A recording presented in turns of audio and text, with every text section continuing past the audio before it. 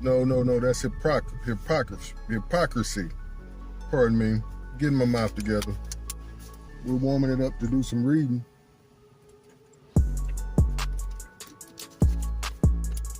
Because we can't talk without, we can't be speaking these ideas without having the truth to back it up. The truth of the Most High's word, that is. Are you going to choose to be blind all your life? Are you going to choose to be blind all your life? And what did Yahushua say about it? Yahushua said in Matthew 15 and 14, leave them alone or let them alone. Basically saying disregard them. They be blind leaders of the blind. And if the blind lead the blind, both shall fall into the ditch. Oh boy. And both of them gonna have a great fall, huh? And we think about this, it's just like we spoke about Karen's brother. He know who he is as the Most High's chosen, but he chooses to remain in that system. He chooses to remain because I would dare say because of the benefits. And it's easy. I mean, it's what he's adjusted to. It's what he's comfortable with. And no, this idea is not about somebody else's brother. But I'm using that example because that's how I learned from it, and this word was confirmed by it. This idea was confirmed by it. But the point is, we know better, but we don't want to do better. Why? Because as the text here in 2 Timothy 4:3-4 says, for the time will come when they will not endure sound doctrine, but according to their own desires, because they have itching ears, they will heap up for themselves teachers, and they will turn their ears away from the truth and be turned aside to fables.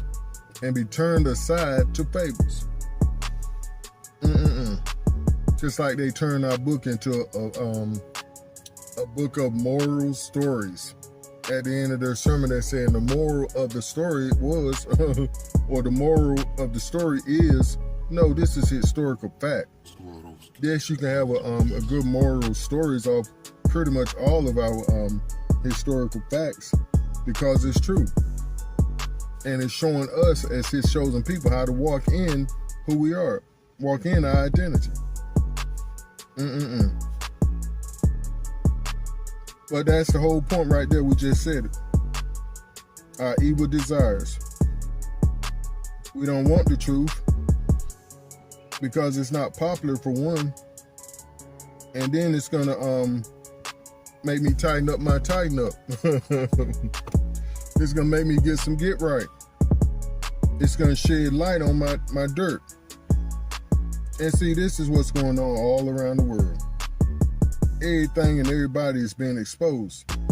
And that's why this system is falling. Because it's being exposed and folks are saying, no more. No more, I can't have that. I cannot go that far. Now, I was willing to go this far with you, but that's way outside of my comfort and way outside of my desires. My own lustful desires. Nope, I can't do it. I look bad in front of my grandkids, in front of my children, if I decide to back that or to back you. But how many of us know that even though people are being brought to that point, a lot, if not most, are still saying, that's okay, that's my past. I'm still not going to believe it unless I see it myself with my own two eyes. And then you see him stepping down. What is stepping down for? Is it the pressure that's put on them for being wrong? I mean, for being right? Do people step aside from their positions because they're doing the right thing? They're fulfilling the obligation of that position? No. They step aside because they're wrong, they're dirty, they stink, and they are being captured. Or the word is they are being exposed. And we don't like exposure, especially in our own closet. We want to keep our closet closed. No, you can't come in here. No. I can't have you up in here. Just like the example I heard a preacher preach a long time ago. He said you would invite Yahusha into your heart. We were saying sweet Jesus back then.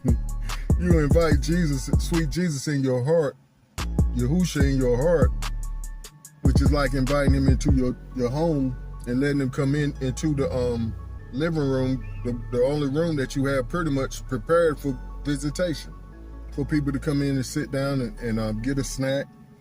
And you may even invite him over for dinner, and that dining room is set up real nice also, where you have it all prettied up, the fine dining ware, the nice silverware, the nice glasses. But then he'd be like, well, I want to see where all this magnificent dinner took place. Can I see your kitchen? You start scratching your head and be like, oh no, I guess so. Then he slide up in the kitchen and see it. Oh, a war zone look like. Dishes everywhere, dirty. You're like, well, I can understand that. You put down a good meal. It's still a little dirty in here. You need to clean it up. And then you say, well, I need to use your restroom. Can I use your restroom? And you say, of course you can use the restroom. And you notice the restroom is pretty much tidied up too. But then on the way coming back from the restroom, he's like, well, let me peep in here. And before you can say no, you be like, no. He done walked up in your bedroom and looking around and saying, what's in here? What's in this room? What's in this drawer? Pull up your mattress, say, what's under your mattress? This is a nice mattress. I wonder what's under here. And peep them magazines and them porn DVDs and old VHSs.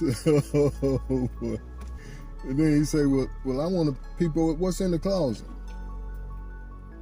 Then you really get up in an attitude. No, sweet Jesus, I can't let you up in my closet. No, now you can't go up in my closet.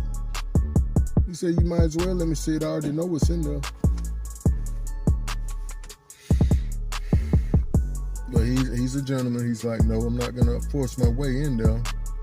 But after a while, you think about it, you be like, well, I wouldn't let you up in my closet the other day. You call him and say, well, I have this, that, and the other in there. He'd be like, okay, that's true, but what else? You ain't tell me the main thing you're trying to hide from me. What is it? And you have to come clean. See, I remember this a long time ago because this was the process way back then of me trying to get myself right. But I wouldn't come all the way clean with him.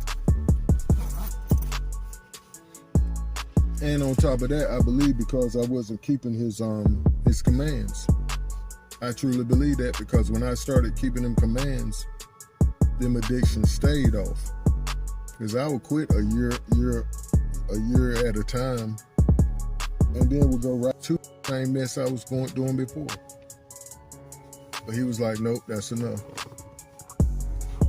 Praise the Most High. But then let's look at 2 Thessalonians 2, 9 through 12.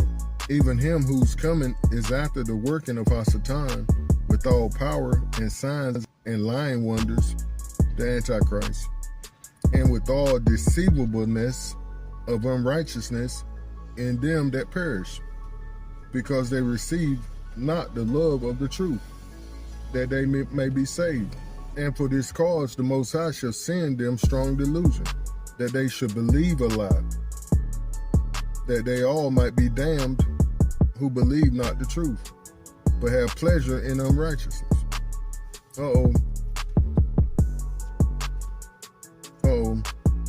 That's trouble there.